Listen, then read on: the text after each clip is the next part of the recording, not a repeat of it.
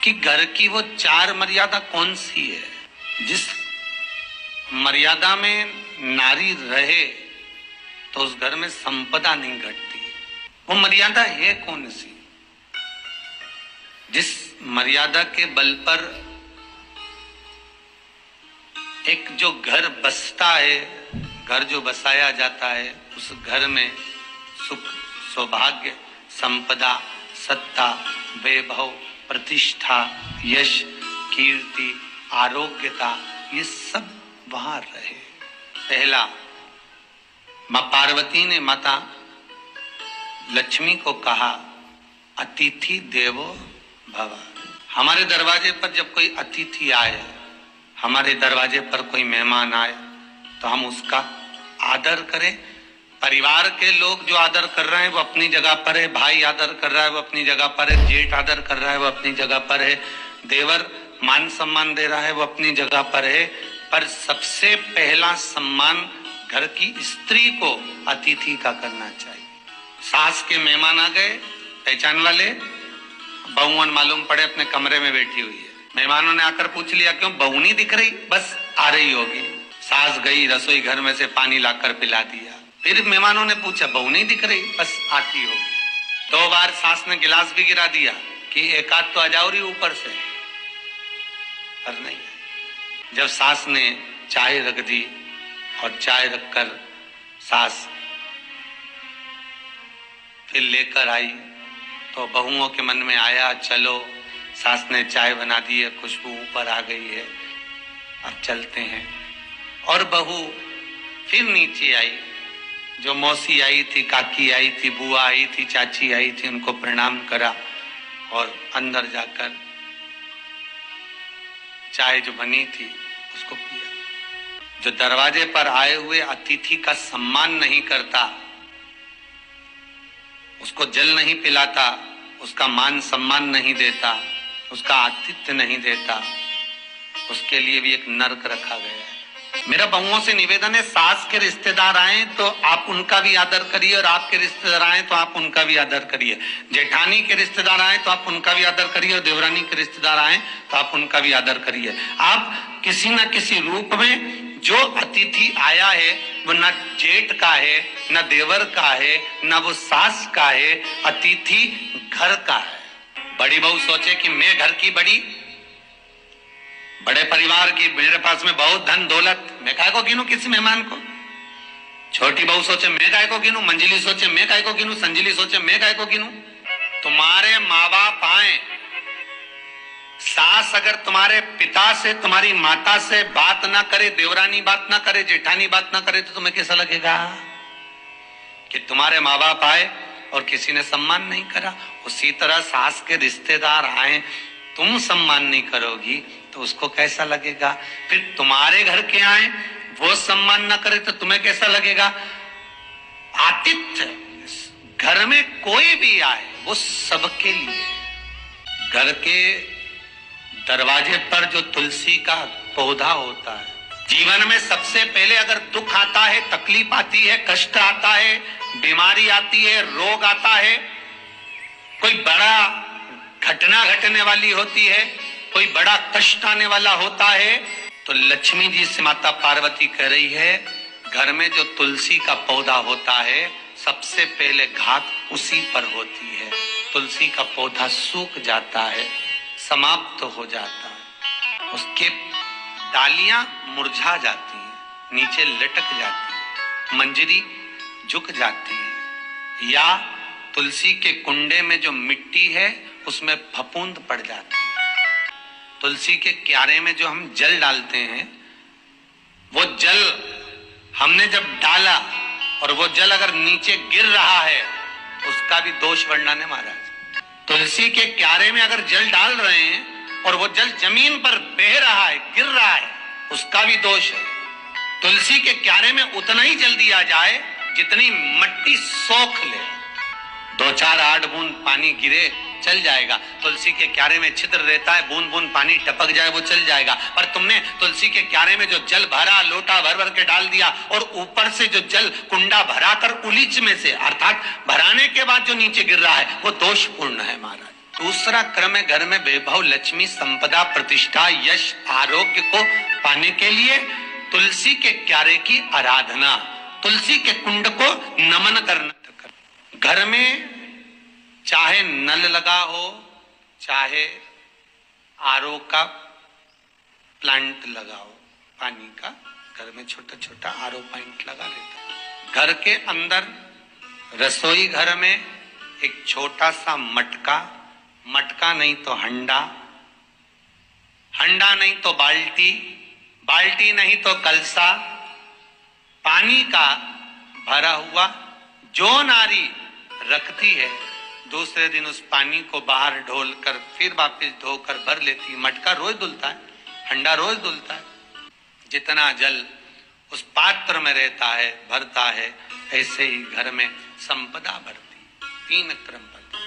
चौथा, नारी के मस्तक पर जो चीर होता है, मस्तक पर जो चीर होता है, मस्तक पर जो वस्त्र होता है, वो वस्त्र पूर्वजों का, पितरों का, कुल देवी देवताओं का आशीर्वाद होता है। जो भाव वर्णित किया जाता है कि हम शंकर को मंदिर में जाकर जल चढ़ाते हैं तो खड़े खड़े चढ़ाएं कि बैठकर चढ़ाएं।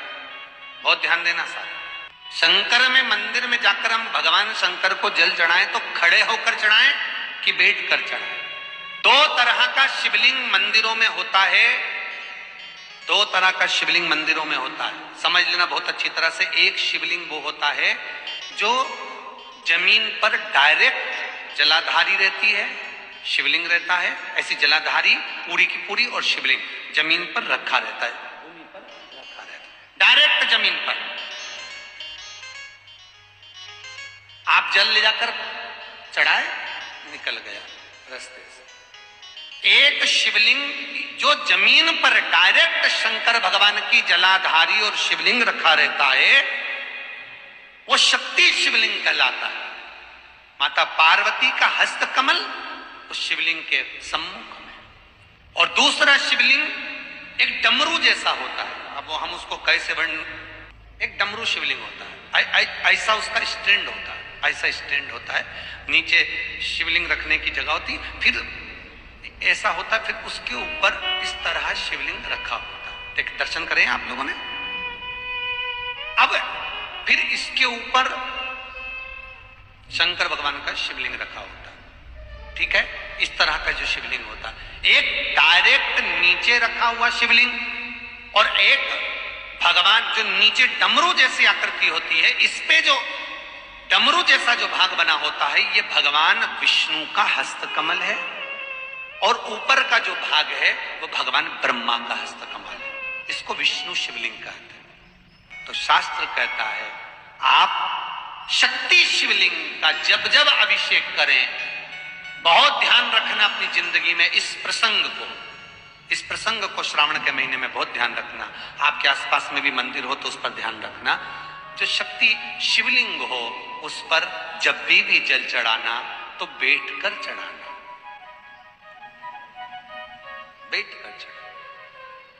शक्ति शिवलिंग पर जब भी जल चढ़े, भले शिवलिंग कितना भी ऊंचा हो, कितना भी ऊंचा हो, तो संगी से चढ़ा दो, पर जल बैठकर चढ़ाइए। भले शिवलिंग ऊपर है, पूरा तरह से हाथ नहीं पहुंचा, जैसे सोमनाथ जी में अब शिवलिंग कितना बड़ा है, महाकालेश्वर का शिवलिंग कितना बड़ा, तो उसको तो बैठकर स्नान नहीं करा सकते। भले शिवलिंग कितना भी ऊंचा हो, पर अगर भूमि टच है, शिवलिंग अगर भूमि टच है, शक्ति शिवलिंग है, तो भले आधा शिवलिंग नहाए, आधे पर पानी जाए, पर बैठकर ही स्नान कराया जाता है। और महाराज यदि हरीश्वर शिवलिंग है, अर्थात भगवान विष्णु के हस्त कमल पर, ब्रह्मा के हस्त कमल पर यदि शिवलिंग है, तो वो शिवलिंग का जब भी स्नान कराएंगे, अभिषेक कराएंगे, पूजन कराएंगे, तो खड़े होकर ही करना है। और खड़े होने का भी तरीका होता है, दोनों चरण बराबर में रखकर कभी भी शंकर भगवान के शिवलिंग का स्नान नहीं कराया जाता।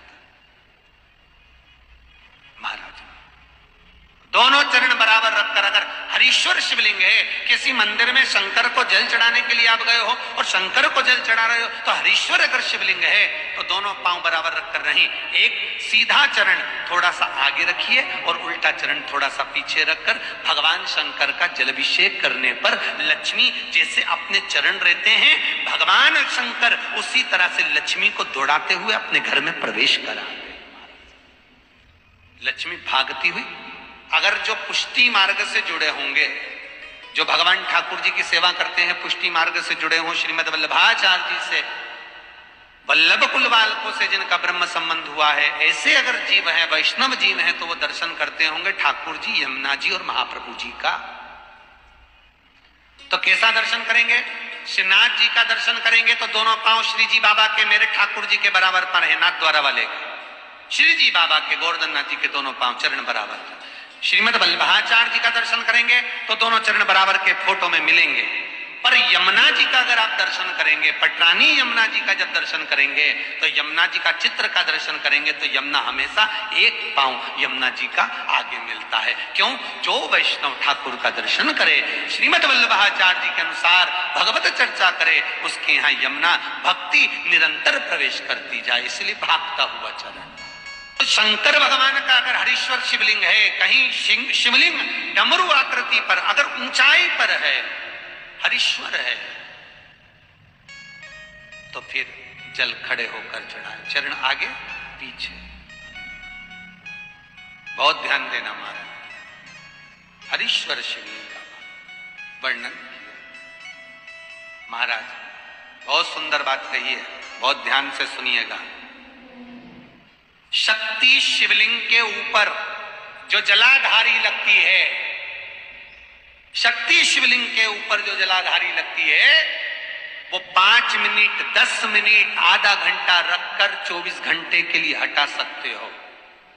शक्ति शिवलिंग के ऊपर जो जलाधारी लगती है वो 15-20 मिनट रखकर, आधा घंटा रखकर आप हटा सकते हो। पर हरीश्वर शिवलिंग के ऊपर भगवान विष्णु के हस्त कमल पर जो शिवलिंग का निर्माण आपको भी वर्णन किया, अगर वो शिवलिंग है तो उस पर जलाधारी अगर लगी है तो कम से कम 5 घंटा, 8 घंटा तो जलाधारी को रखना पड़ेगा ही। बहुत ध्यान दीजिए महाराज, शंकर जी की प्राण प्रतिष्ठा करते समय, शंकर जी की स्थापना करते समय, शंकर जी को प्राण प्रतिष्ठित करते समय एक एक चीज का ध्यान करना पड़ता है कि हमें कैसा शिवलिंग रखना है, कौन सा शिवलिंग रखना है, कैसे स्थापना करना है, किस भाव का होना चाहिए। शंकर के मंदिर में शंकर जी विराजे हैं तो गणेश जी, कार्तिकेय और पार्वती की मुद्रा कैसी होना चाहिए, गणेश जी कौन सी सूंड का होना चाहिए। जब शंकर के मंदिर में हम आराधना कर रहे हैं तो गणेश जी की सूंड किस ओर होना चाहिए, पार्वती की मुद्रा कौन सी होना चाहिए, षडानंद कार्तिकेय की दृष्टि कहां होना चाहिए, ये शंकर जी की प्राण प्रतिष्ठा में देखा जाता है।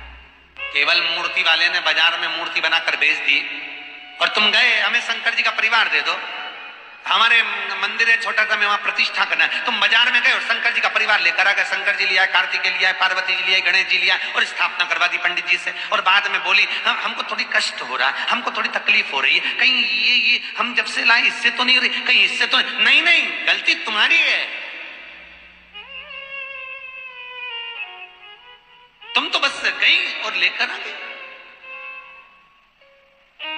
यहां तक शिव महापुराण की कथा कहती है कि तुम्हारे घर की मूर्ति जितनी पुरानी होती है उतना सुख देती है। आपको पहले भी कथा में कहा, दिया और मूर्त पुरानी होगी चलेगी। एक फैशन चल गया, छोटे से ठाकुर जी नहीं रखूं, बड़े वाले लाऊंगी लड्डू गोपाल, सेवा अच्छे से हो जाएगी, और जो सास के हाथ के वो अब उनको नहीं पूछे तो दुख नहीं होगा,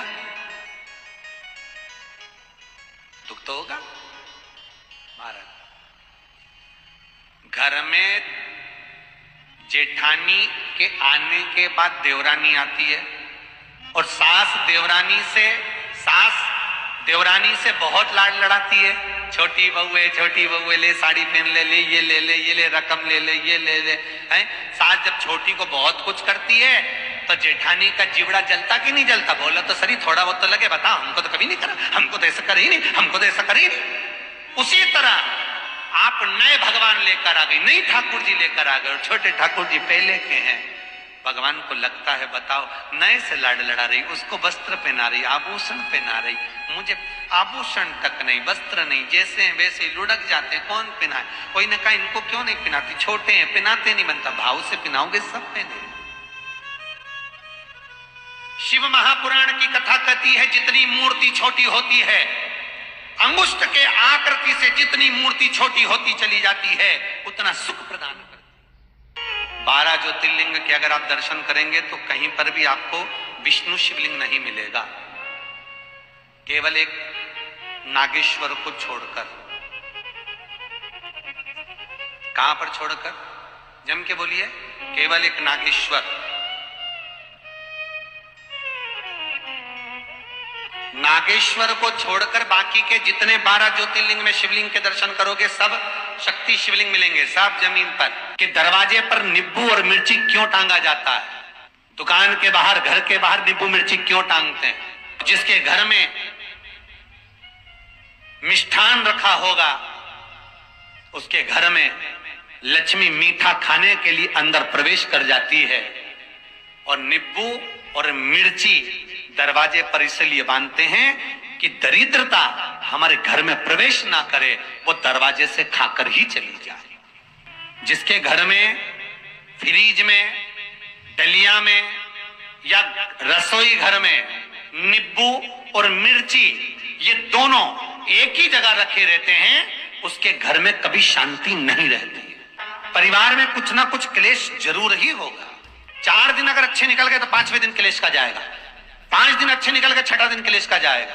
कुछ ना कुछ, एक जरा सी कटोरी पड़ी है उसके पीछे विवाद चालू हो जाएगा, जरा सा पानी ढुल गया उसके पीछे विवाद चालू हो जाएगा, बेडशीट बदल रहे थे उसके पीछे विवाद चालू हो जाएगा, पति कक्ष में आया विवाद चालू हो जाएगा, तुमने एक शब्द कहा, कोई लड़ाई की बात नहीं करी, फिर भी विवाद चालू हो जाएगा। समझ लेना कि घर के रसोई घर में या फ्रिज में नींबू और मिर्ची साथ रखा हुआ है तो वो क्लेश तो देगा ही।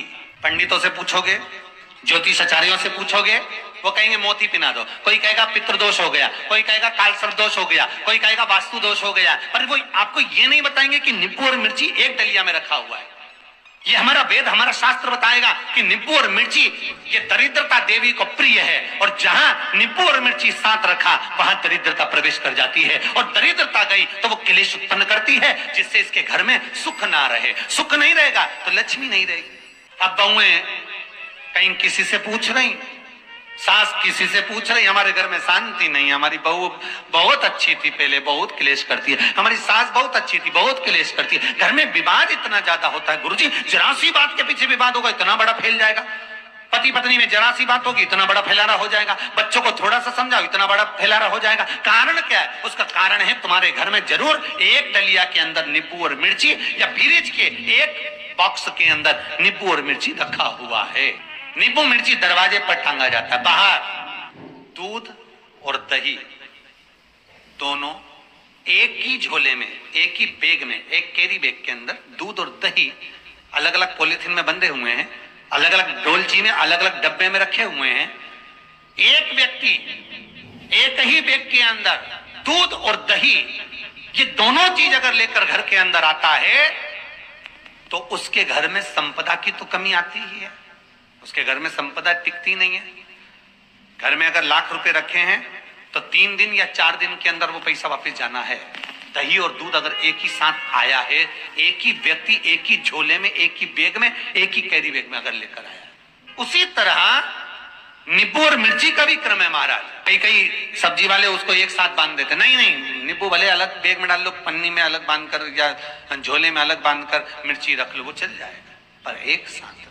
इसीलिए महाराज हमारे हिंदू धर्म में बेटी की विदाई में 4 चीजें नहीं दी जाती।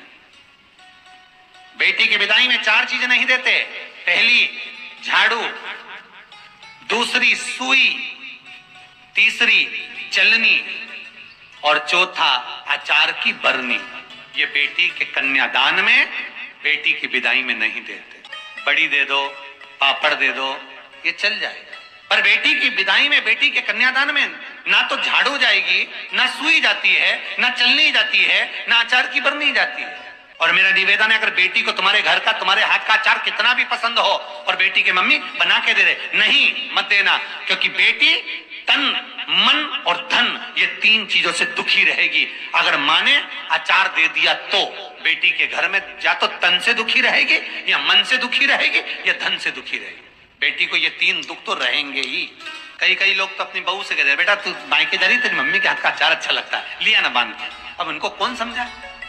तुमने तो कह दिया बांध के लिया ना, पर उसको समझो तो सही, क्यों नहीं लाना है? जो पीपल के वृक्ष के नीचे आकर दीप जलाएगा, पूजन करेगा, पाठ करेगा, उसको संपदा की प्राप्ति होगी। दरिद्रता देवी कहती है, रविवार का दिन पीपल के वृक्ष के नीचे ये दरिद्रता देवी विराजमान रहेगी। अगर रविवार के दिन कोई पीपल के वृक्ष के नीचे आएगा तो उसके साथ दरिद्रता देवी उसके घर में प्रवेश करेगी। इसलिए शास्त्र रीति में भगवान विष्णु ने उसी समय पलटवार करते हुए कह दिया, अरे ओ दरिद्रता सुन, पीपल के वृक्ष के नीचे अगर कोई रविवार को आया और कोई पूजन की सामग्री लेकर आया, हाथ में कुछ ना कुछ उसके हुआ, खाली हाथ आया तो तू उसके घर में प्रवेश करेगी, और अगर भरा हुआ हाथ रहा तो तू उसके यहां प्रवेश नहीं कर सकती। कहां रहना है? दरिद्रता देवी कहती है, जिस घर में स्त्री दोपहर में सोती होगी उसके घर में दुख और दरिद्रता दोनों जाएंगे। जिनके घर में कांटेदार पेड़े लगे होंगे, पौधे लगे होंगे, उनके घर में दुख और दरिद्रता दोनों जाएंगे। जिनके घर में रात्रि में बासी बर्तन पड़े रहेंगे, उनके घर में दुख और दरिद्रता दोनों जाएंगे। लिंग पुराण में 7 गलतियां बताई है कंगाल होने की। ये गलती अगर आपने भी करी है तो जिंदगी में कितना भी पुण्य करोगे उसका फल नहीं है। आज की कथा को लिखकर रखना, शायद तुम्हारी जिंदगी सवर जाए। लिंग पुराण में 7 गलतियां बताई है व्यक्ति को बर्बाद होने की।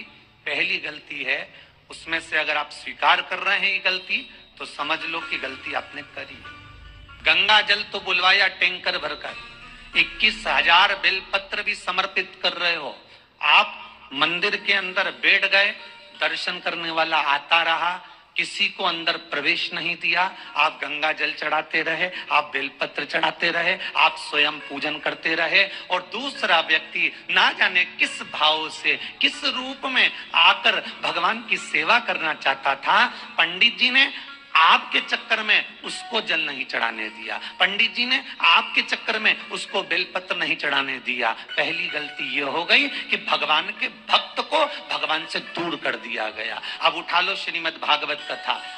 2 देवताओं ने गलती करी थी। एक ब्रह्मा जी ने गलती करी थी कि गाय बछड़ों का हरण कर लिया था। 1 वर्ष होने में 1 दिन था तब ब्रह्मा जी ने गाय बछड़े वापस दिए थे। दूसरी गलती इंद्र ने करी थी, जल वृष्टि करी तब भगवान कृष्ण को गोवर्धन पर्वत उठाना पड़ा। दोनों देवताओं ने गलती करी, पर भगवान कृष्ण ने इंद्र को क्षमा कर दिया पर ब्रह्मा को क्षमा नहीं करा। क्यों नहीं करा? क्योंकि इंद्र को क्षमा इसलिए करा क्योंकि इंद्र ने जब जल वृष्टि करी तो सारे ब्रजवासियों को भगवान के चरणों में लाकर छोड़ दिया। सारे ब्रजवासी गोवर्धन पर्वत के नीचे आकर बैठ गए, भगवान के चरणों में आ गए। और ब्रह्मा ने जो गलती करी वो ऐसी गलती करी कि भगवान से गाय और बछड़ों को दूर कर दिया। जो भगवान से भगत को दूर कर दे उसको शंकर कभी क्षमा नहीं कर सकता। इसलिए बर्बादी का पहला कारण आप भक्त और भगवान में दूरी बना ली। दूसरा कारण, भगवान की जब पूजन कर रहे हो, 21,000 बेलपत्र चढ़ा रहे हो, गंगा का जल चढ़ा रहे हो, चंदन चढ़ा रहे हो, अबीर चढ़ा रहे हो, गुलाल चढ़ा रहे हो, तो तुम्हारे भीतर ये अहंकार, जब तुम पूजन करके उठो तो उठते समय तुम्हारे भीतर अभिमान नहीं होना चाहिए कि मैंने जो अनुष्ठान करा उसके बराबर कोई नहीं कर सकता। तीसरा कारण कहा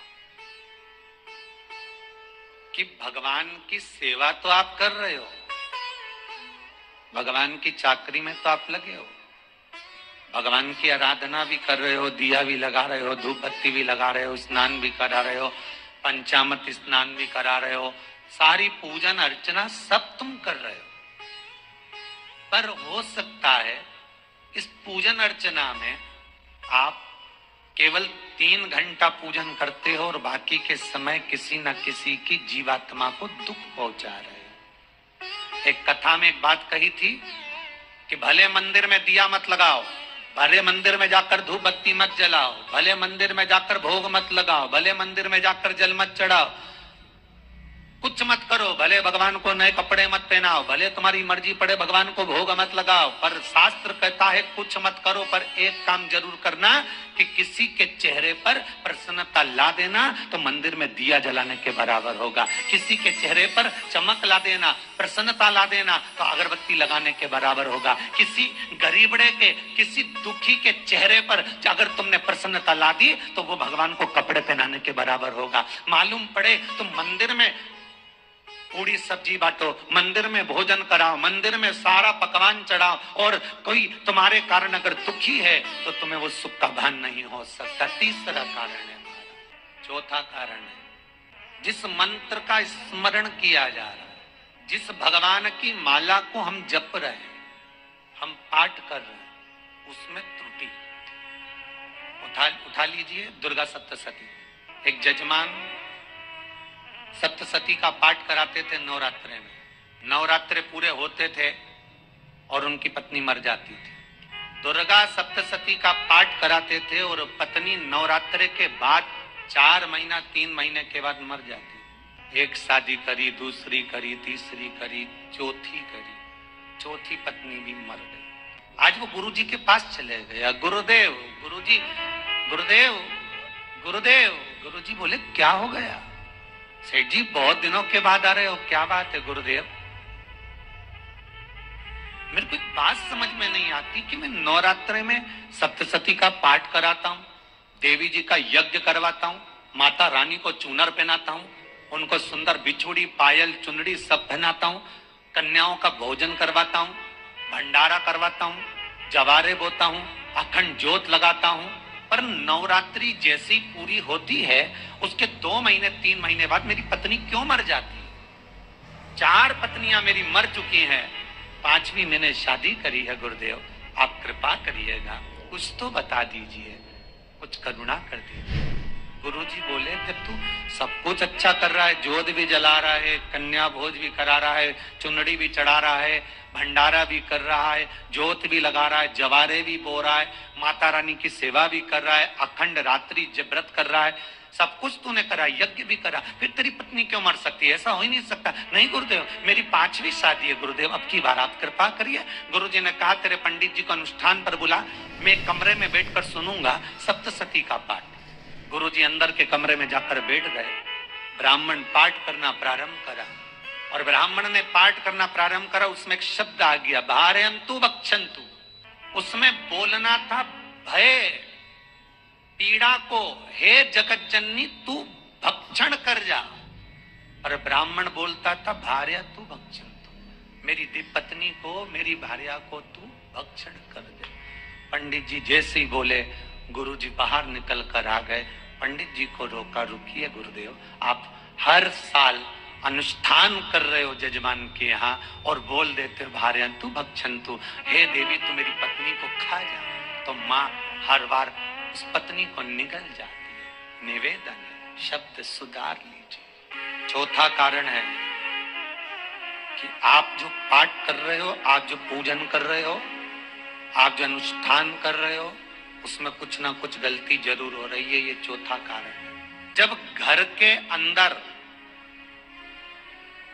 बड़ी बहू अलग तरह का पाठ कर रही है, छोटी बहू अलग तरह का पाठ कर रही है, मंजली बहू अलग तरह का पाठ कर रही है, माँ अलग तरह का पाठ कर रही है, पति अलग तरह का पाठ कर रहा है, तो उसका जो प्रभाव है, कौन सी चीज कहाँ टकरा रही है, जिसके कारण घर में रोग इतना है कि कोई सही होने वाला ही नहीं है। अब तुम कहो कि सीवर वाले गुरुजी ने उपाय बताया, हमने बहुत करा, पर सही क्यों? तो सही क्यों नहीं हो रहा है? उसका कारण है या तो बड़ी बहू जो पाठ कर रही, या सास जो पाठ कर रही, जो पति जो पाठ कर रहा है, नाते जो भी उस घर के अंदर रहकर जो पाठ अर्चना कर रहा है, उसमें जरूर कुछ ना कुछ ऐसा हो रहा है जिसके कारण वो काम नहीं कर पा रहे। 5वां सूत्र, गाय, बेटी और लक्ष्मी, 50 बार विचार करना तब किसी को देना। बेटी किसी ऐसे को मत ब्याह देना जो जुआ खेलता हो, मदिरापान करता हो, मांसाहार करता हो, वेश्यावृत्ति करता हो। वो बेटी का सम्मान नहीं करेगा, बेटी रोएगी तो कन्यादान करने वाले को रोना पड़ेगा। दूसरे नंबर पर गौ माता। गाय ऐसे ब्राह्मण को दान मत देना कि ब्राह्मण के घर में खुद रहने की जगह नहीं और गाय को ले जाकर तुमने दे दिया और उस ब्राह्मण ने जब तक दूध दिया बांध कर रखा, एक तगाड़ी बाल्टी साड़ी के चक्कर में ले लिया, सोने के सींग के चक्कर में ले लिया और बाद में वही गाय कसाई के हाथ में बिक गई और कसाई ने काटा तो बद्दुआ तुमको लगी। बेटी, गाय और लक्ष्मी, पैसा भी किसी ऐसे भिखारी के कटोरे में मत दान देना कि जिसने ले जाकर मदिरा पान में लगा दिया, जुए में लगा दिया, वैश्यावृत्ति में लगा दिया। अगर जिस भिखारी के कटोरे में पैसा दिया उसने शाम को ले जाकर मदिरा पान में जुए में लगा दिया तो लक्ष्मी रोती है कि तूने मुझे गलत जगह पर दिया है इसलिए अब तुझे रोना पड़ेगा। तब व्यक्ति को रोना पड़ता है। आजकल के भिक्षुकों को अगर रोटी दे दो तो लेते ही नहीं, आटा दो तो नहीं लेते।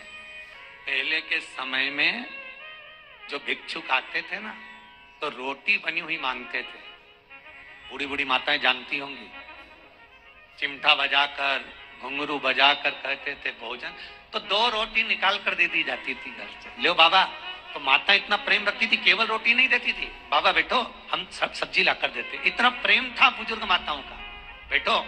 और आज के जमाने में अगर रोटी दे दो तो फेंक दे नली में ले जाके, पैसा चाहिए। क्यों? शाम को पीने के लिए चाहिए ना, मदिरा पान के लिए, मांसाहार के लिए, जुए के लिए, वैश्यावृत्ति के लिए धन चाहिए। भोपाल के और इंदौर का राजवाड़ा चौराया और भोपाल का लाल घाटी चौराया, इन दोनों चौराहे पर इतने से बच्चे लोग भीख मांगते हैं और उनकी माताएं और उनके पिता रोड के किनारे पर चिलम लगाते बैठे रहते हैं, पांव लंबे करके बड़े हैं और ये कमा कमा के उनको दे रहे हैं। और धन्य है ऐसे लोग जो उनको दान भी दे देते हैं। जिसको जरूरत है उस तक कुछ नहीं पहुंचता। अभी ठंड आ रही है, बहुत सारी संस्थाएं कम्बल बांटेगी। रेलवे स्टेशन पे लोगों को कम्बल उड़ा रहे हैं, कोई सो रहा है जमीन पर उसको कम्बल उड़ा रहा है, बस स्टैंड पे चले गए कोई रोड पे सो रहा है कम्बल उड़ा रहा है, तो इतना बड़ा नाम चलेगा कि उन्हें कम्बल उड़ाए, कम्बल उड़ाए, कम्बल उड़ाए। और वो कम्बल जिसको उड़ाया वो दूसरे दिन जाकर कपड़े की दुकान पर बेच के आ गया, 200 रुपए लिया है, रात को पीकर फिर सो गया, क्योंकि फिर कहीं कहाँ आएगा, फिर उड़ा के चले जाएगा। क्योंकि इन्होंने तो ये करके रखा है कि नाम कमाना है तो कम्बल उड़ाए जाओ। रेल में, ट्रेन में आप बैठ जाओ, रिजर्वेशन कोच में छोटे छोटे लड़के आते हैं, अपना कपड़ा उतारते हैं। सही बोलना रे भाई, जितने लोग टीवी पर कथा सुन रहे हो, छोटे छोटे बच्चे अपना कपड़ा उतारेंगे और पोछा लगाएंगे रेल की बोगी में। जब गवर्नमेंट ने स्वीपर रख रखे हैं तो तुम्हें अंदर आने का किसने कहा? कौन ने कहा कि तुम अपना कपड़ा उतार के पोछा लगाओ? और वो अपने शरीर का कपड़ा उतार कर पोछा लगाता है, आपके आगे हाथ फैलाता है, आप 1-1, 2-2 रुपए दे देते हो। वो अगले स्टेशन पर उतरता है, कोई सूंघने की सामग्री लेता है, सूंघ सूंघ के वो बर्बाद हो जाता है और कहीं कूद कर मर जाता है। उसके मरने में 1 रुपया तुम्हारा भी लगा है, इसलिए नरक तुमको भी भोगना पड़ेगा।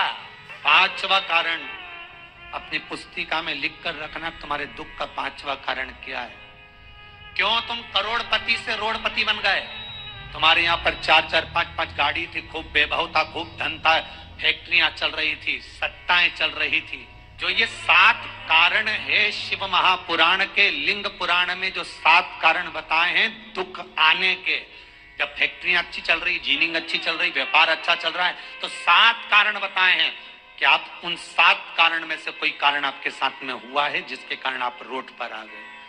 कभी कभी गांव में, नगर में सबका व्यापार एक साथ समाप्त हो जाता है, सबका व्यापार एक साथ ही खल्लास हो जाता है, समाप्त, सभी कर्जे में हो जाते हैं। तो समझ लेना कि उस गांव के खेड़े का देव महादेव, उस गांव का खेड़ापति भगवान शंकर, उस गांव का शिव जरूर रुष्ट हुआ है। उसको मनाने का प्रयास करो जिससे अपनी नगर, अपना गांव फिर उन्नति की सीढ़ी पर चढ़ जाए। 5वां कारण मंत्र जाप। भगवान शिव की कथा का 6ठा कारण बता, आदर सम्मान में कमी। घर के जो बड़े हैं, घर के जो बुजुर्ग हैं, घर के जो आदरणीय हैं, उनका सम्मान नहीं कर। 6ठा कारण है सम्मान, सत्कार, आदर ना होना। 7वां कारण, ये अंतिम कारण है। 7 कारण में से अपनी गलती को जरूर छांटना साहब कि आपने गलती कौन सी करी। 7वां कारण, किसी का बेकार धन हमारे घर में आ जा। एक गांव में एक व्यक्ति रहता था, खूब अच्छी कमाई करता था। पत्नी ने कहा तुम्हारे पास कमाई अच्छी हो रही है तो ये पैसा तो कोई चुरा के ले गया तो पति बोला क्या करना चाहिए? तो एक काम करता हूँ, बाजार से कोड़ियां खरीद लेता हूँ। कोड़ियां जानते हो, वो ऐसे बच्चे लोग खेलते हैं, कोड़ी खरीद लाता हूँ। अब गांव का व्यक्ति रोज कोड़ियां खरीद के लाए, उनके यहाँ बोरे पे बोरे भरा गए, बारदान पर बारदान भरा गए, पूरा कमरा कोड़ियों से भरा गया। एक दिन राजा बीमार पड़ गया। राजा बीमार पड़ा तो राजा को वेदों ने, डॉक्टरों ने कह दिया इसका एक ही इलाज है, कोड़ियां लाई जाए, कोड़ियों को जलाकर राख बनाई जाए, वो राख राजा के शरीर पर मली जाए। राजा के शरीर पर जब राख को मलेंगे तो राजा ठीक हो जाएगा। राजा ने अपने दूतों से कहा जाओ नगर में कोड़ियां देखो। राजभवन में देखा तो कोड़ी नहीं थी, बाजार में देखा तो कोड़ी नहीं थी, सारा मार्केट घूम लिया, चारों तरफ के राज्य देख लिया, कोड़ी नहीं मिली। राजा ने दूतों से पूछा बात क्या है? दूतों ने बाजार वालों से पूछा भैया कोड़ियां क्यों नहीं है? तो बाजार के व्यापारी बोले महाराज सवेरे सवेरे एक गांव का व्यक्ति आता है, सारी कोड़ियां खरीद कर ले जाता, उसका पता दो। दुकान वालों ने पता दिया, वो वहां पहुंच गया, उसको डराया।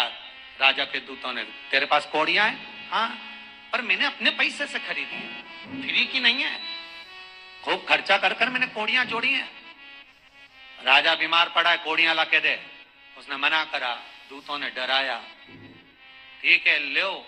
राजा के दूतों ने बैग खोला, वो गांव का व्यक्ति एक थाली में कोड़ियां लाता, उस पर हाथ फेरता और झोले में डालता जाता, फिर भर कर लाता, फिर हाथ फेरता, फिर झोले में डालता। राजा के दूतों ने कहा एक बार में पूरा बारदान उठाकर क्यों नहीं दे देता, ये बार बार हाथ क्यों फेर रहा है? वो गांव का व्यक्ति बोला महाराज मैं कोड़ियों को थाली में भरकर हाथ इसलिए फेर रहा हूं, इन कोड़ियों में से मैं वो एक कोड़ी ढूंढ रहा हूं कि ऐसी कौन सी कोड़ी मेरी इन कोड़ियों में आकर मिल गई जो मेरी इतनी सारी कोड़ियों को लेकर जा रही है। बस वो चरित्र याद करना कि एक कोड़ी हमारे घर में कोई ऐसी आ जाती है जो सारी रखी हुई कोड़ी को लेकर चली जाती है। और जिंदगी में घर में धर्म की, पुण्य की, सत्कर्म की एक कोड़ी ऐसी आ जाती है जो शिव महापुराण की कथा करवा देती है। वो कोड़ी को ढूंढना कि वो कोड़ी कौन सी है। जो अच्छा काम करवा रही है अच्छी कोड़ी आई होगी, सत्कर्म करवा रही है अच्छी कोड़ी आई होगी, और मालूम पड़े एक कोड़ी ऐसी आ गई जो डॉक्टरों में भरवा रही है, सारा की सारा धन मेडिकलों में लगवा रही है, पुलिस में लगवा रही है, कहीं गलत जगह पर लगवा रही है, कहीं एक्सीडेंट में लगवा रही है।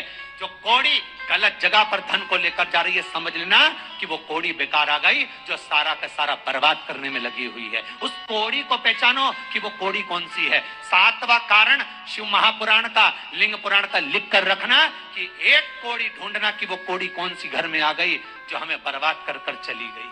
वो 1 रुपया कौन सा आ गया, वो धन कौन सा आ गया जो हमें बर्बाद कर गया। बैसाख के महीने में पड़ने वाली एकादशी, चतुर्थी, प्रदोष, अमावस्या, पूर्णिमा, शिवरात्रि, ये सभी इतनी महत्वपूर्ण क्यों हो जाती है? बैसाख की पोथी पढ़ते हो आप लोग? आप में से अगर कोई पढ़ता हो बैसाख महीने की पोथी, तो उसमें एक वर्णन आता है किस किस के घर में तुलसी का पौधा है।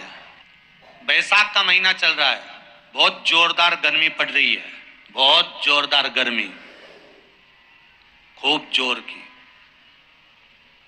तुम्हारी सास की कुर्सी घर के बाहर लगा दो, इतने घंटे बैठ सकती है वो? बोलो जरा, जम के बोलते जाओ। यहां विश्वास की कथा चल रही है, भाव और श्रद्धा की कथा चल रही है। कितने घंटे बैठेगी वो? अरे 1 घंटा भी जाने दो रिजी जी हो, 15 मिनट ऐसी चिलचिलाती हुई धूप में वो बैठ जाए, बहुत कठिन बात, बहुत कठिन। तुम्हारे घर के दरवाजे पर तुलसी का क्यारा है, तुम उसको दिया लगाती हो, माता कहती हो, पूछती हो, पूजती हो।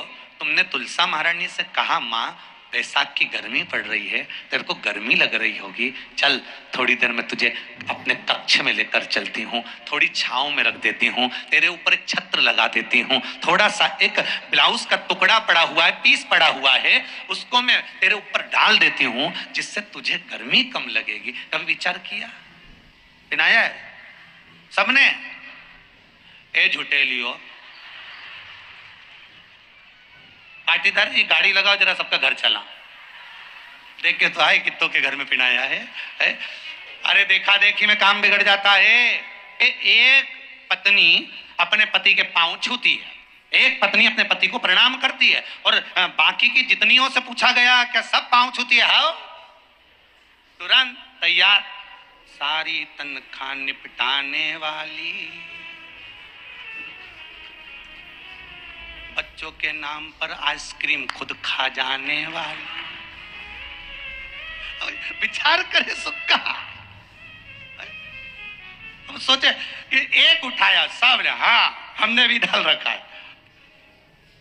अरे थोड़ा सा दिल में, हृदय में, चित्त में, मन में भाव लेकर जा, बस थोड़ा सा भी लाए ना, उतने में तो कल्याण हो गया। जैसे पत्र में किसी ने लिखा कि बच्चे शिव मंदिर में जाते हैं, नंदी महाराज के कानों में कुछ कहते हैं, उसको कहना नहीं आता, तो उतरी भाषा से, दिल से, हृदय से, चित्त से, मन से जो कहा, भगवान ने उसको स्वीकार कर लिया। तुम मार्केट में पल्लू यहां लेके चल रही हो कि यहां? तुम आकर पति ने पूछा क्यों, तो वो दुकान पे खड़ी थी और थारा पल्लू इधर पड़ा था। कहीं नहीं, मैं तो यूं च पड़ी, तुमने किसी और को देख लिया होगा। ठीक है, अब पहले के समय में शंकर भगवान ध्यान लगाकर देख लिए थे कि सती मैया ने झूठ बोला कि सच बोला। आज के जमाने में तो दुकान दुकान में कैमरा लगा हुआ, पकड़ के ले गया, चल अभी चल तुम्हारे साथ, तुम्हारे झुटला रही, मुझे झुटला रही, चल। और गाड़ी पे ले गया ने बिठाया, और कई हाल चल रहे बलबीर थारा, बस जोरदार। ला थारी भाभी अभी आई थी कि नहीं आई थी? सामान लेने आई थी। सिर पे पल्लू था कि इनंग धरा था? क्या अब मैं सामान दिखाऊं कि भाभी का पल्लू देखो? ठीक है, जरा कैमरा लगा थे तो अरे चार चार लग गया है, तो जहां थारी भाभी खड़ी थी वहां कैमरा था, ये लग गया हमारा पीछे ही, ले जरा दिखाना। और जो दिखाया तो पल्लू तो यंज धरा था। तो उन्हें कहा, तो झूठ बोल दी। फिर गणेश जी महाराज की शादी होना थी, घर में बड़े कौन थे? शंकर जी के, कार्तिक है। शादी किसकी हो रही है? गणेश जी की। बेटियों ने अपने पिताजी से कहा, पिताजी हम भी विवाह करने को तैयार हैं, पर बात इतनी सी है कि हम विवाह तो कर लेंगे, पर बात केवल एक तत्व की है कि पिताजी हम विवाह तो करें, पर हम दोनों का जन्म एक साथ हुआ है, इसलिए विवाह भी एक ही लड़के से करेंगे। ठीक है। दूसरा, हमें मीठा खाने का शौक है, लड़का भी ऐसा होना चाहिए कि उसको भी मीठा खाने का शौक। ठीक है। हम दोनों बहन धीरे धीरे बात करती हैं, उसके कान ऐसे होना चाहिए कि वो हमारी धीमी बात को भी सुन ले। ठीक है। हम जब भोजन बनाए, आवाज लगाने की जरूरत नहीं पड़े, सुगंध नाक में जाए और दौड़ के आ जाए, ऐसा तुम्हारा दामाद होना चाहिए।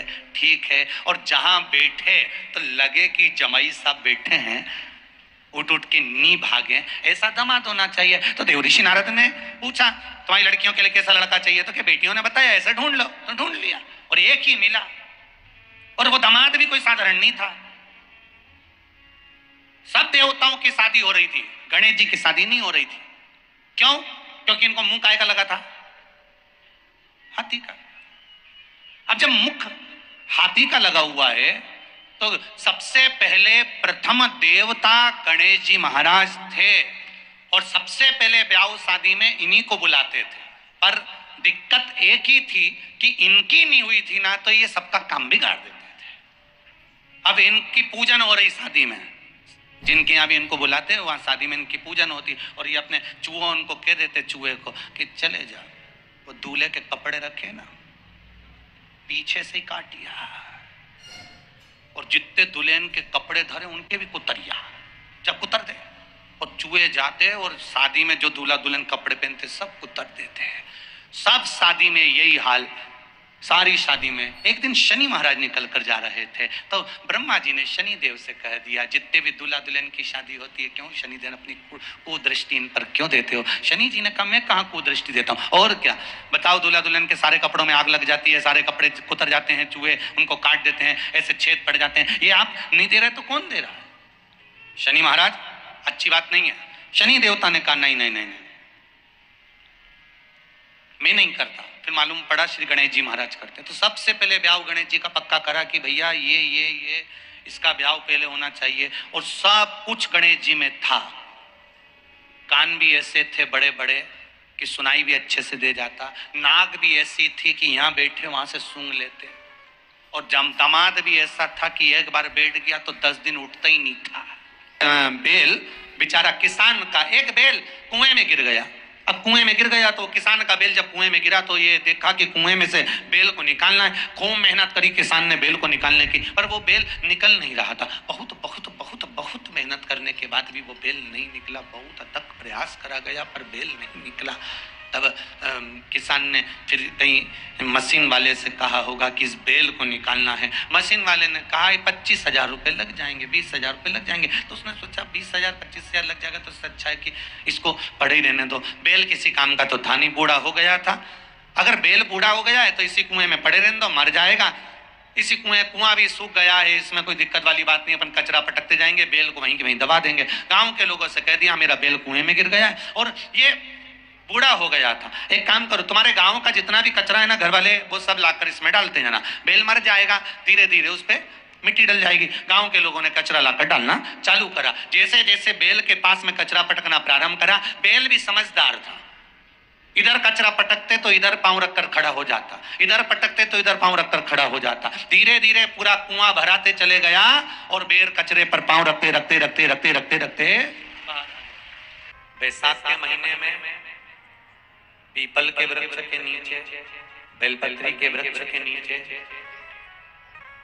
तुलसी के पौधे के नीचे, आंवले के नीचे, वट वृक्ष के नीचे, शमी वृक्ष के नीचे जल चढ़ाने का महत्व हमारे यहाँ बैसाख शिवरात्रि शिव महापुराण में मिलता है। और उसी बैसाख महीने की मात्र एक शिवरात्रि का स्मरण कर लेना, मात्र एक शिवरात्रि के दिन भगवान शंकर पर एक लोटा जल समर्पित कर देना, मात्र शिवरात्रि के दिन भगवान शिव की आराधना कर लेना या शंकर का भजन कर लेना, स्मरण कर लेना, शंकर को बेलपत्री का प्राप्त किया गया जल प्रदान कर देना। उसकी क्या महत्ता हो। प्रत्येक महीने मासिक शिवरात्रि आती है, प्रत्येक महीने में शिवरात्रि आती है। और वो शिवरात्रि महीने में एक बार इसलिए आती है कि तुम अगर प्रतिदिन भगवान शंकर की आराधना नहीं कर सकते, प्रतिदिन अगर एक लोटा जल शिव को नहीं समर्पित कर सकते, शंकर को एक चावल का दाना भी अगर आप समर्पित नहीं कर सकते, एक बेलपत्र भी अगर मेरे औघड़दानी भगवान शंकर को नहीं दे सकते, तो एक काम करो कि महीने में एक बार शंकर के मंदिर के सामने से भी निकल कर चले जाओगे तो तुम्हारा कल्याण हो ही जाएगा। इतना भी बहुत। बैसाख का महीना अगर किसी को एक गिलास पानी भी पिलाने का मौका मिल जाए ना, तो समझ लेना कि तुमने गंगा जी की 100 डुबकी लगा ली। गलत मार्ग पर चलने वाला व्यक्ति अगर शंकर भगवान पर एक लोटा जल मात्र थोड़ा सा इत्र डालकर, कोई भी इत्र जो तुम्हारे पास में हो वो डालकर, अगर इत्र भी ना मिले तो किसी फूल की पंखड़ी को डालकर शिव को समर्पित करने लगता है, महीना भर लगता है, उसका मार्ग विभाजन हो जाता है, गलत मार्ग से सतमार्ग की ओर चले जाते हैं। बैसाख के महीने में पीला चंदन को घिसकर थोड़ा सा उसमें गुलाब की पत्ती का रस डाला या गुलाब का इत्र डाला या गुलाब जल डाला, घिसने के बाद वही चंदन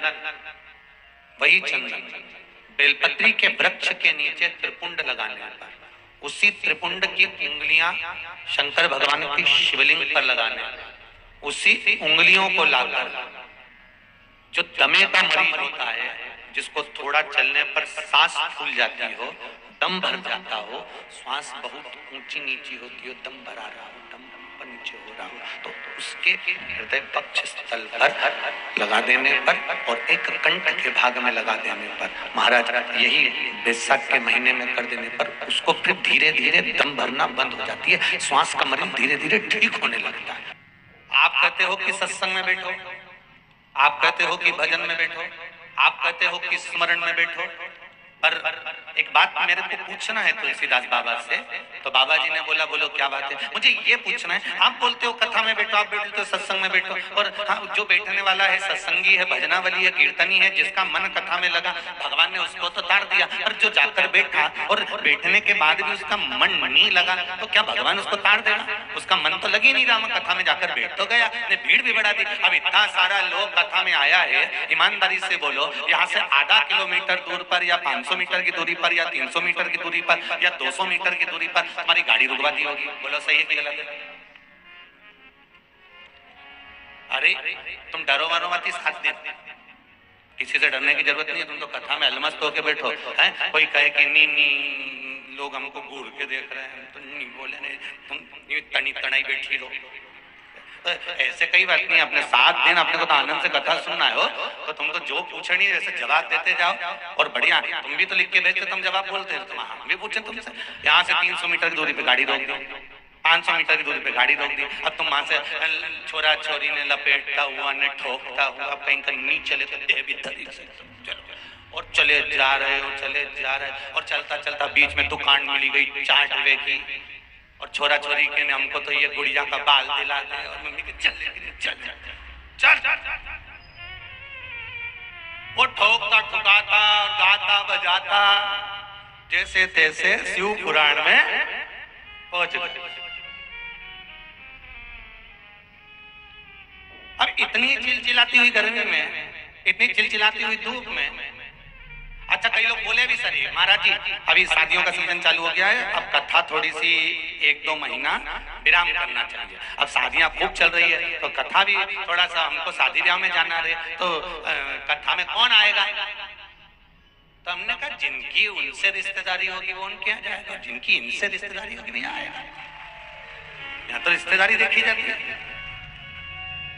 और जिनकी शादी में तुम गए हो, तुम्हारी विपदा की घड़ी में वो खड़ा मिलेगा? अरे बोलो तो जीजी ने, तुमने खूब ढोलक पीट पीट के गाया, ने बना जी रात के आजा जी, बना जी धीमे आजे जी, बना जी दिल्ली से लाजे जी, ने लहंगा लाजे, ने ये लाजे ने लाजे, ने दुल्हन संवर के आएगी, नहीं यूं जलवा दिखाएगी। कितना गाया आधी रात रात के 9-9 बजे तक ढोलक पीटी पीटी के गाया। अब तुमने रात के 12 बजे तक जो बना बनी गाया तुम्हारे की काम आया? और यहाँ बैठकर जो तुमने भजन गाया वो अंत समय तक काम आया, तो वो किस काम का? तो कहा तुलसी बाबा से कि ये कई लोग ऐसे हैं जो कथा में जाते हैं इनका मन लग जाता है, और कई लोग ऐसे हैं जो कथा में जाते हैं पर मन नहीं लगता, तो भगवान इनके तारेगा कि नहीं तारेगा? सीधी सीधी बात है। किसी ने कहा, तो तुलसीदास जी ने कहा एक व्यक्ति जाता था और नल के नीचे जाकर मटके को सीधे की जगह उल्टा लगा देता था। तो किसी ने कहा कि तू ये क्या कर रहा है? कि मेरा मन 10 मिनट तू पानी भरता है तो 10 मिनट में भरूंगा। तो मटका उल्टा रखने से मतलब क्या? बस मर्जी मेरी। तो तुलसीदास जी से पूछा, अगर कोई सीधा लगाएगा तो उसमें पानी भराएगा, और कोई उल्टा लगा दिया तो पानी तो भरा ही नहीं। मतलब कोई सत्संग में गया और दिल से उसने कथा सुनी तो उसको भगवान ने दिल से दिया, और जो गया और उसने नहीं सुनी, उसके भीतर कथा भरा ही नहीं, तो उसको लाभ क्या हुआ? हमने कहा, तुलसीदास जी कहते हैं भैया मटका अगर सीधा नहीं रखा है, उल्टा भी रखा है, और जितनी देर नल के नीचे रखा है उतनी देर ठंडा तो है, उतनी देर उसमें शीतलता तो है, ठंडाई तो है। बस ध्यान रखना एक बात का। कोई तुमसे कहे कहाँ जा रही? कथा में जा रही। कोई तुमसे कहे कहाँ जा रही? तो शिव महापुराण की कथा में जा रही। तुम आ जाके क्या करेगी? इतनी धूप पड़ी रही है, इतनी गर्मी पड़ी रही है, और वहाँ कथा में जाके भीड़ इतनी पड़ रही है, कहाँ जाके बैठेगी? मैं तो कथा में जाऊंगी तो टीवी पे सुनूंगी, चाहे मोबाइल पे सुनूंगी, पर कथा सुनूंगी। तो क्या होगा उससे? तो कहा 3 घंटे दिन भर मोबाइल पे झूठ बोलूं, कपट करे, दुकान पर, व्यापार में, व्यवसाय में, आदि कादि की जगह दिन भर झूठ छल कपट बेईमानी प्रपंच दिन भर चलता रहता है, दिन भर चलता रहता है। कम से कम 3 घंटा कथा में बैठेंगे तो इस मुख से झूठ तो नहीं निकलेगा, इस शरीर से पाप तो नहीं होगा, इस शरीर से कपट तो नहीं होगा, इस शरीर से बेईमानी तो नहीं होगी। 3 घंटा तो हमारा अच्छा निकलेगा ना। अब उसमें तो तेरा मन लग जाएगा कथा में, तो भले नहीं लगे पर 3 घंटा बेकार काम से तो बच जाऊंगा। एक व्यक्ति साइकिल से जा रहा था, सामने से कार आ रही थी, कार और साइकिल का एक्सीडेंट हो गया। एक्सीडेंट हुआ तो कार वाला व्यक्ति नीचे उतरा, साइकिल वाले से अपशब्द कहने लगा, तू देख कर नहीं चल सकता, तुझे दिखता नहीं है, तू अंधा हो गया है, तेरी आंखें नहीं है क्या? और वो साइकिल वाले पर चिल्लाया। साइकिल वाला एक साइड हो गया। उस साइकिल पर उसकी पत्नी भी बैठी हुई थी। पत्नी ने कहा, तुम चुप रहते, ये अच्छी बात नहीं है, तुम्हें कुछ जवाब तो देना था, तुम्हें कुछ कहना तो था, तुम्हें आड़ा टेढ़ा तो बोलना था। वो इतनी बड़ी बड़ी बात कर रहा था, तुमको अपशब्द कह रहा था, गलती उसकी थी, सब कुछ गलती उसकी थी, और तुम साइकिल पर अपन दोनों जा रहे हैं, कम से कम कुछ बोलना तो था। इतने में पति बोला, तू चुप रहे, अपने बोलकर क्या करना। उसने अपशब्द बोला, पलट कर आपने अपशब्द बोला, तो मतलब क्या? पति ने अपनी पत्नी को समझाया। पत्नी बोली, मैं बोलूं क्या, तुम नहीं बोलो तो? पति बोला, तेरे हाथ जोड़ूं मत, बिल्कुल मत। एक संत गंगा जी नहा कर आ रहे थे, बाजू में से चंडाल निकल कर गया और चंडाल का कपड़ा संत के शरीर से लग गया। संत काशी की गलियां चिपटी, कपड़ा चिपक गया संत के शरीर से। संत को गुस्सा आ गया। संत ने पूछा, तुझे दिखता नहीं है? तू अंधा है? तुझे दिखा नहीं?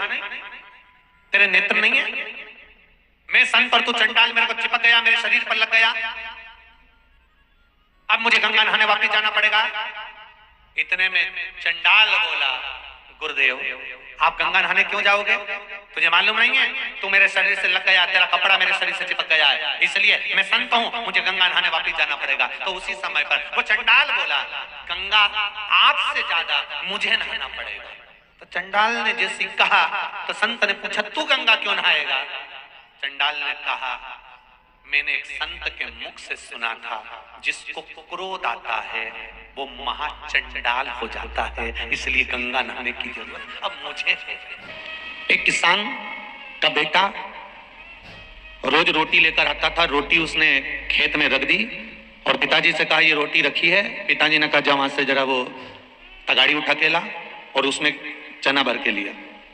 छोरा गया तगाड़ी उठाने के लिए, चना भरने के लिए, और इतनी देर में कुत्ता आया और वो कुत्ता उस रोटी पर मुंह मार दिया। उस रोटी को उसने, कुत्ते ने मुख मारा। छोरा आया, तगाड़ी नीचे रखी, गुस्सा आया, लोहे का एक राड पड़ा था, उसने उठाकर कुत्ते के पांव में मारा और कुत्ते के दोनों पांव बेकार हो गए। जिंदगी भर वो कुत्ता पांव को खींच कर चलता रहा, अंत में एक दिन मर गया, प्राण छूट गया। ये किसी किसान ने खूब दान करा था, पुण्य करा था, सत्कर्म करा था, भजन करा था, कीर्तन करा था, स्मरण करा था, मंत्र जाप करा था, नाम जाप करा था। नाम का बल, मंत्र का बल, कीर्तन का बल इतना प्रबल था कि उसके बल पर एक सेठ का जन्म पा गया। और सेठ का जन्म मिल तो गया, इसके घर में एक बेटा भी हो गया, और बेटा भी दोनों पांव से विकलांग हो गया, वो भी रगड़ के चलता है।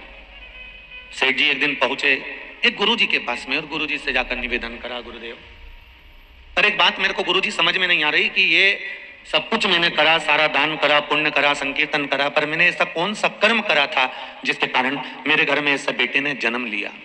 गुरुजी ने कहा, ये तुम्हारे कारण नहीं जन्मा है, ये अपने कर्म के कारण जन्मा है। पूर्व समय में तुम किसान थे, पक्षी को दाना देते थे, प्यासे को पानी पिलाते थे, पथिक के लिए तुमने भोजन की व्यवस्था करी, आज तुमको भगवान ने धन संपदा, दाजा दौलत सब कुछ दे दिया, सब कुछ प्रदान कर दिया, और ये तुम्हारा पुत्र तुमको भोजन देने आया था और वो भोजन नीचे जमीन पर रख दिया, और वो भोजन कुत्ते ने मुख मार दिया, और इसने एक सरिया उठाकर उस कुत्ते के पाँव में मार दिया। कुत्ते के पाँव खराब हो गए तो इसको भी उसके जैसी जिंदगी जीना पड़ रही है, क्योंकि इसने मारा। 4 भाई हैं, एक के पास में धन बहुत है, दूसरे के पास में विद्या बहुत है, तीसरे के पास में वैभव बहुत है, और हो सकता है चौथा बहुत मेहनत कर रहा हो सकता है उसके पास में कुछ भी नहीं हो। बोलो सही है कि गलत है? एक की गोल्ड की दुकान है, सोना चांदी की, एक ने खूब कमाया तो शोरूम डाल दिया, एक ने टीवी और फ्रिज की दुकान भी खोल ली, और हो सकता है एक दुकान डालता है, 2 साल अच्छी चलती है, तीसरे साल में डाउन हो जाती है, बंद करना पड़ता है, कर्जा बढ़ जाता है, फिर दूसरी डालता है, फिर कर्जा बढ़ जाता है, फिर दूसरी डालता है, फिर कर्जा बढ़ जाता है। एक परिश्रम में लगा हुआ है, बहुत मेहनत करना पड़ रही है। और एक कोई मेहनत कर ही नहीं रहा, भगवान की ऐसी कृपा है कि उसके यहां तो बरकत बढ़ती चली जा रही है। एक गोल्ड का शोरूम था, दूसरा बन गया। एक कपड़े का शोरूम था, दूसरा बन गया। एक गाड़ी पहले से थी और दूसरी गाड़ी आ गई। उसको ज्यादा मेहनत नहीं करना पड़ रही, उसके पास में अपने आप बढ़ते चले जा रहा है, उसके पास में संपदा बढ़ रही है, अपने आप आ रही है। और एक परिश्रम पर परिश्रम करता है, मेहनत पर मेहनत करता है, उसके बाद भी उसके पास में नहीं आती।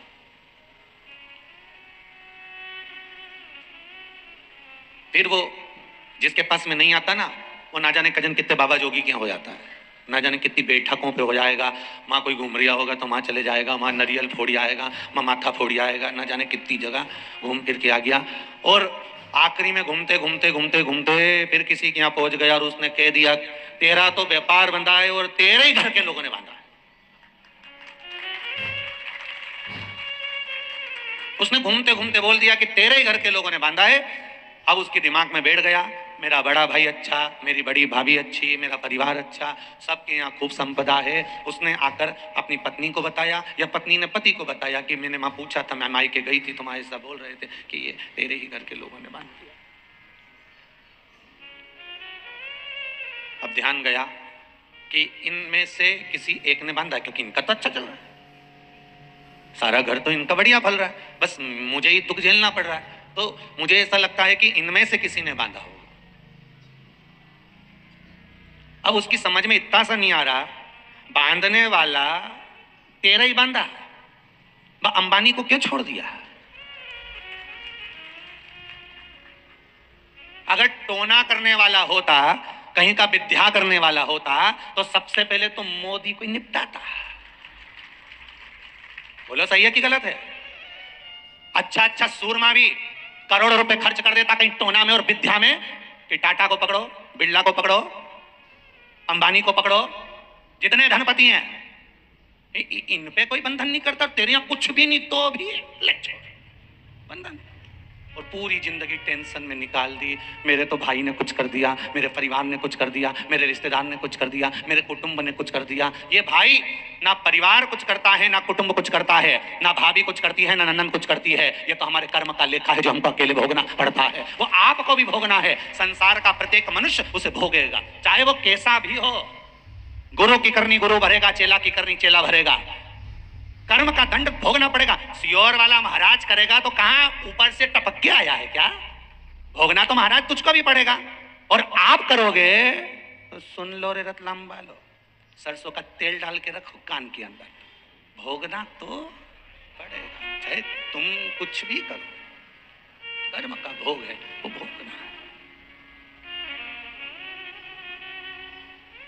मरते ही तुम्हारे गधेड़ी जिस पे तुम मरे ना, वो गोदड़ी फेंक देंगे। जो कपड़े पहने वो बोलते जाओ जल्दी जल्दी, फेंक देंगे सब, और नया फर्नीचर बना के उस पे सुला देंगे। एकदम शानदार फर्नीचर बनता है लास्ट वाला।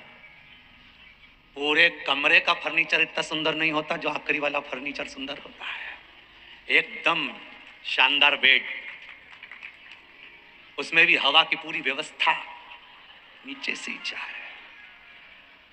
डनलप का गद्दा में तो बॉडी को पसीना आए इसलिए घास पे सुला दिया जाए।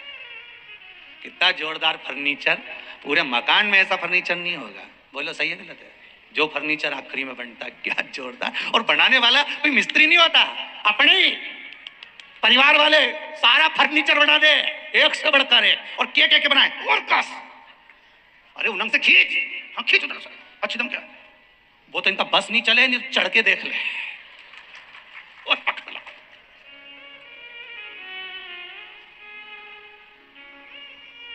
वो तो आखिरी का फर्नीचर पे कोई चढ़ के नहीं देखे, नहीं तो एक आध के सुला के देख ले, बराबरी का एक नहीं दिख जरा, सही है? हाँ जोरदार दिखी दिया है। और मालूम पड़े एक को सुला के देख ले और वो छोटी पड़ी जाए तो उठ उठ उठ, वापिस एक और बांधो, उधर उधर एक और बढ़ा लो। गोदड़ी फेंक दी, कपड़ा फेंक दिया, आखिरी में जिस टॉवल से शरीर पोछा था वो टॉवल भी फेंक दिया। इतने में छोरा रोते रोते आया, मम्मी दादाजी के गले की चेन और फेंक दो। इतने में तो मम्मी पल्लू डालती डालती बोली चुप रहे छोरा चुप। और फिर इसको याद आई तो इन्हें अपने पति के पास जाके बैठ के पाँव पकड़ के ससुरा का रो रही थी और पति से कह रही थी चैन रह गई। और फिर निकाल, अरे वो चोटो कितना चोरोगे रे, और वो भी निकाल दिया। क्या जीवन। और जो माताएं दिन भर घर में मुंह फुला के रे, जब भी बोले ऐसी बोले कि मेंढक झड़े, जब बोले और ऐसा झगड़ा करे और अब शब्द बोले, ताना दे, गाली दे, आड़ी टेढ़ी बोले, वो बेरी का पेड़ बन जाए, बेर का पेड़। उनके भी बहुत जुड़े लोग, धड़ से खूब जुड़े एकदम वैसे। ऐसे तो तुम मत चिंता करना, तुम तो कहीं नहीं बनोगा। शुक्ल पक्ष की नवमी तिथि, पीला चंदन घिसकर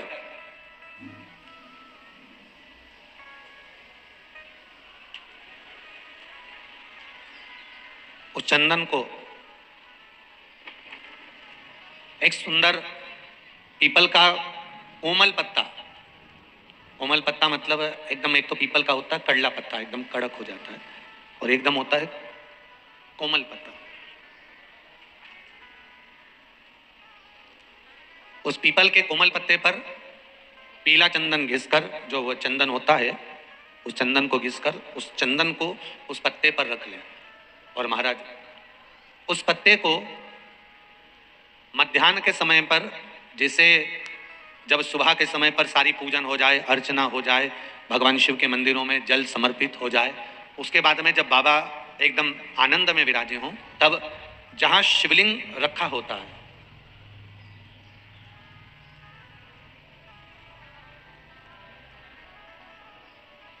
जैसे ये शिवलिंग है और ये कटी भाग जहां शिवलिंग रखा हुआ है, इस कटी भाग पर जहां शिवलिंग रखा है उसके पास में ही 3 उंगलियों से चंदन का लेपन उस कटी भाग पर करना है। जो उंगलियां लगी रहेगी उसी को अशोक सुंदरी वाली जगह पर स्पर्श करना है, और अशोक सुंदरी वाली जगह पर स्पर्श कर कर कुछ देर तक चंदन लगे रहने देना है। उसके बाद में उस चंदन को वापस निकाल कर लेकर आना है, कटी भाग पर जो लगाया गया है उसको भी निकाल कर वापस लेकर आना है। फिर बाबा का स्नान नहीं कराना है, केवल चंदन लेकर आना, उसी पीपल के पत्ते पर रखकर एक डिब्बी में उस चंदन को आप रख लीजिए। कुछ दिन जिसकी नेत्र ज्योति कमजोर है, चश्मा लग रहा हो, श्रवण शक्ति कमजोर हो, सुनाई कम दे रहा हो, उसके कंठ से इस ठोड़ी तक उस चंदन का तिलक लगाना प्रारंभ कर दीजिए, और नेत्रों के नीचे थोड़ा सा वो चंदन लगाना प्रारंभ कर दीजिए। लगभग 20 से 22 दिन तक आप उसका प्रयोग करिए, और एक रुद्राक्ष का जल शिव को समर्पित कर कर उस जल का आचमन करना प्रारंभ कर लीजिए। लगभग 22 दिन लगेंगे। धीरे धीरे फिर जाकर डॉक्टर को जांच करा लेना, नेत्र की ज्योति बढ़ना प्रारंभ हो गई। हम जो गौ माता को रोटी देते हैं, हम जो गाय को रोटी देते हैं, वो रोटी आखिरी की या पहले की, सबसे पहली या आखिरी, दोनों में से सबसे पहली रोटी देते हैं कि आखिरी की देते हैं? जम के बोलो जरा। पहली रोटी देते हैं। अगर पहली रोटी दे रहा है तो गुरुजी बस इतना समझना है कि पहली रोटी अपन ने गाय की दी। अब जरा दिमाग लगाइएगा, जरा मन से कहना, मेरी माताओं, आपने सबसे पहली रोटी बनाई और तुमको यह मालूम है कि यह गाय को जाएगी। 100 में से 10 माताएं ऐसी होंगी जो उस रोटी को जैसे सबके लिए बनाती है वैसी बनाती होगी। 100 में से 10, बाकी की जितनी बची है 90 उसको मालूम है गाय को देना है। सही है कि गलत है? अरे बोलो तो जरा जम के, सही है ना? उसको तुमने बस केवल ऐसा करा और दे दिया।